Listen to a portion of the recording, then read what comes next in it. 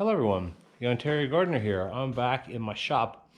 It's balmy, like -3 today, but it's semi-sunny, snow's melting. We had a bit of ice yesterday. Today is March 8th, I think, Monday. Could be the 9th, don't know. Anyway, had some ice and stuff yesterday, but it's melting.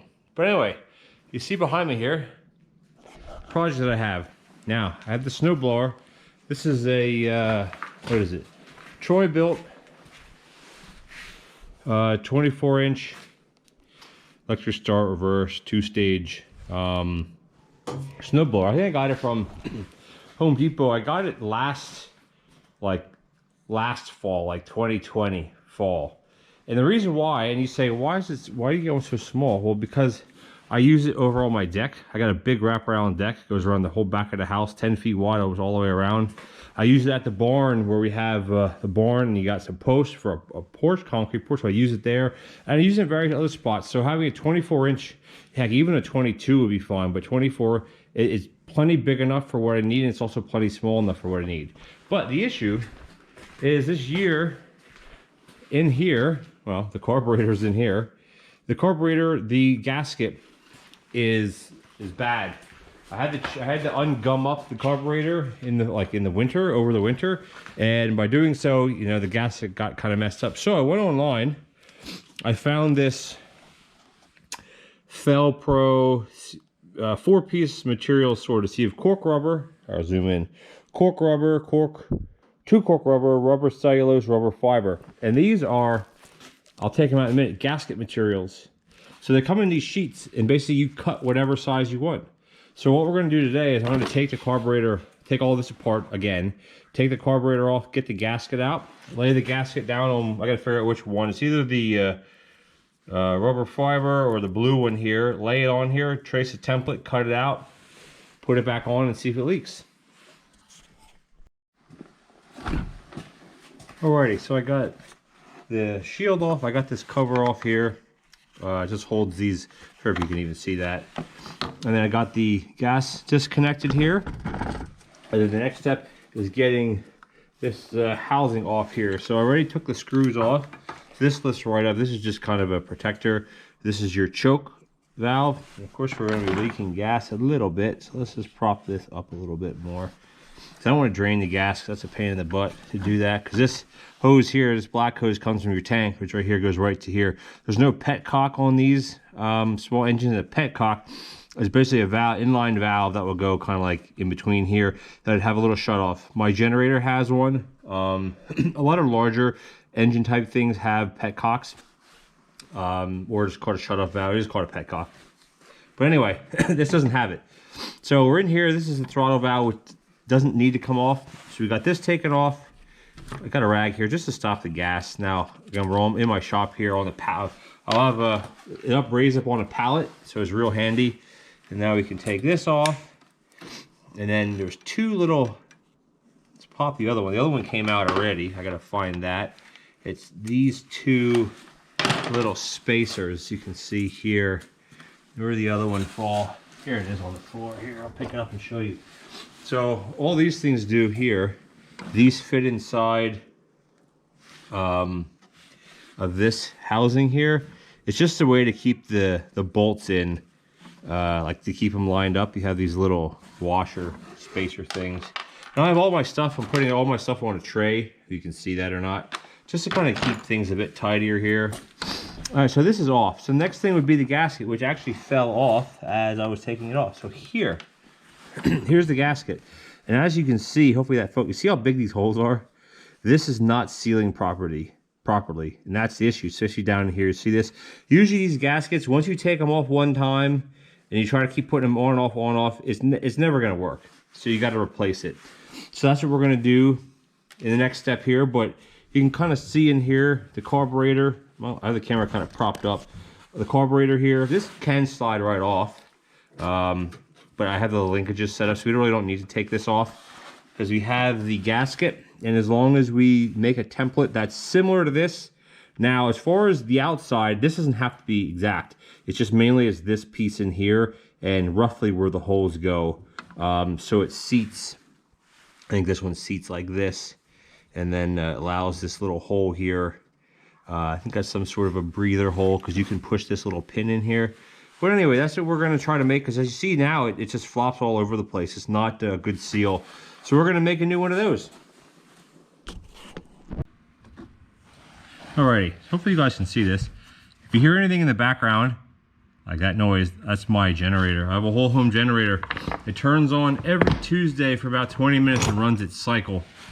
Anyway, we have our gasket material. This is, I'm not sure what the thickness is on this, but this is pretty much the same as this. So what we're gonna do is we have to just kind of draw this out. Now, I'm not the best artist in the world, but as long as it's close, honestly, it will be fine. Hopefully you guys can see that okay. The inner shape, now the outer shape doesn't really matter, but what I'm gonna do here is I'm gonna put a couple of circles because we'll punch that. Something like that, and then the outer shape honestly doesn't really matter. We'll trim it up a bit. So there you go, you can kind of see that. Now I got a pair of scissors, here they are. Let's see if we can cut this out. Let's cut this first. I mean, it cuts real easy with a pair of scissors. You could use a knife, you know, whatever you got. So here's our gas. You guys can kind of see that. Now it's good enough.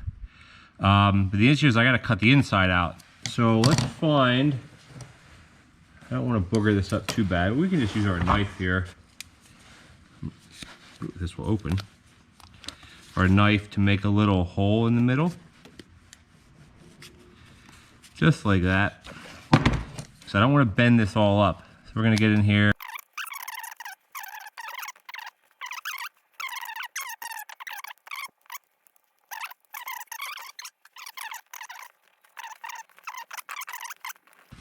Alright, you guys get the gist of this. So what I'm going to do is I'm going to finish this up.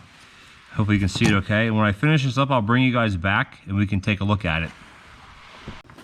Alrighty guys, welcome back. So we got our gasket made. Now again, it's not perfect, but it should be just fine. So there's our gasket on our carburetor here. Now we have to put it back together. That's kind of where we're at, obviously, right? And the issue is not the gasket in here that was leaking, it's the gasket that goes from this here.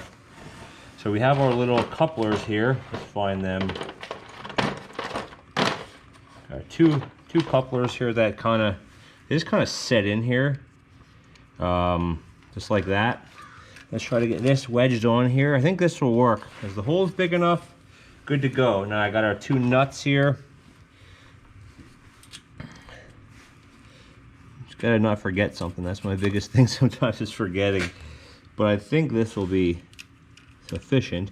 And the other issue why I knew it was bad, or there was an issue, was because when I would pump the primer, gas would squirt out of the bottom of this. So that's obviously the issue here. So we're going to tighten these down evenly. Not crazy crank them down. That's how you bust your gaskets, of course. Something like that. There we go. Now the next step is going to be putting this top piece back on, which I took off, which I guess I didn't really need to take off. I wasn't sure as far as this piece goes, but we're going to slip this back on the top. This only kind of goes in, if I can get it in there, only kind of sits in there. How are we going to do this? Sits in there one way. You just got two Phillips screws for this. And these little engines, you know, if you're up on a stand like this, I have it on a pallet on the tractor, like on my pallet forks, or whatever you want to call it, bale spears. It makes it super easy to work on this. You're not on the ground. Now, I didn't do that over the winter. I was on my knees on the ground, freezing my butt off trying to do this. So this is definitely a lot easier. So you got the stuff, use it, right? All right, this is on. This is just for the choke, right? Now, we could hook the gas line back up, hopefully quickly, so we're not leaking gas everywhere. Get that back on. We just gotta get our clamp on. And these are just simple kind of rubber clamps, because there's no pressure in this line. This is just a feed line. Carburetors suck the fuel, and there's no pressure in this line, so you don't need a bigger clamp other than just to hold it on, because there's no pressure, right? I keep saying that 50 times because it is what it's just true. There's no pressure in the line. Now all the cable linkages are set up. This is the only thing that we really took off. Now we have to get this housing back on. which means we have to re-hook up. I think the best way to do this, put this over the top. This is for your key shutoff. All these newer type machines, they have these shutoffs or these key things. I don't know if that's to prevent people from stealing them or what, but basically, I'll show you when we get it put back on. All right, let's try to wiggle our way in here. Should be pretty much set like that. Move this over a little bit, and let's see. Alrighty, that is good to go. We have our screw holes. Pop there we go. Okay, that's good enough. Just has to be screwed on. So we have our choke, little lever here. Let's figure out where this one is actually lined up at. To find the little grooves here, I think it's like this. There, our choke. Then here's the key I was talking about. This key, that's the kind of, it creates, either creates a short or, well, it creates a short when you go like this, so it breaks the connection.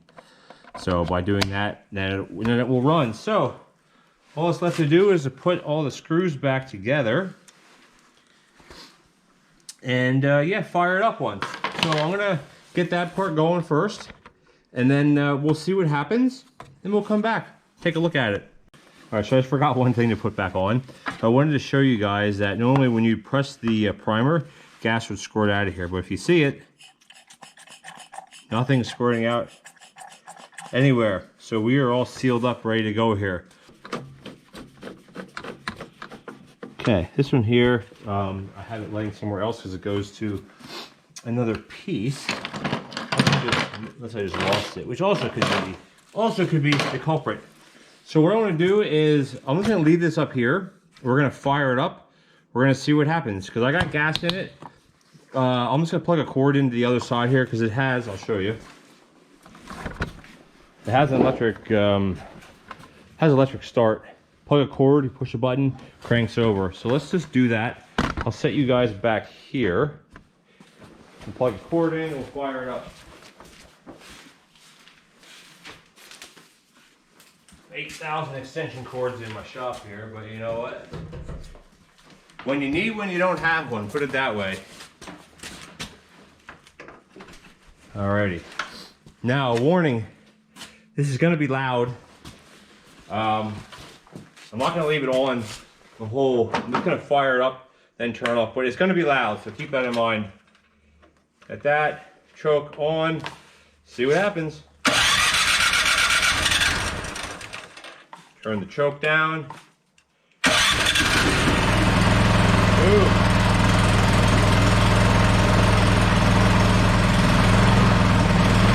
That's that. Runs good. No leaks. No leaks. Awesome. Turn it off by shutting it down. Pull the key. Now it won't start back up because you got this one off and you got your electrical cut out there. But there you go. That's how you replace the gasket on a carburetor on a small engine for a, what's it called? For a snowblower. I hope you guys found this useful. Now again, I'm no expert when it comes to making gaskets or working on small engines, but you know, I know enough where I could fix stuff like this, which would probably save me a few $100 taking away. So what I want to do here, I want to get this this guard. This goes over top of the muffler, just so you don't burn yourself. Or if you're plowing, ooh, that is hot by the way. I just turned it on. When you're plowing snow, it's going to protect it from the snow, just so you don't get snow on there. And you also have your carb and stuff in there. But anyway, that's it. That's how you repair a gasket and fire up a Troy built 24-inch snowmobile, 24-inch snow blower. Thank you guys for watching. I'll catch you next time with some more on the farm videos.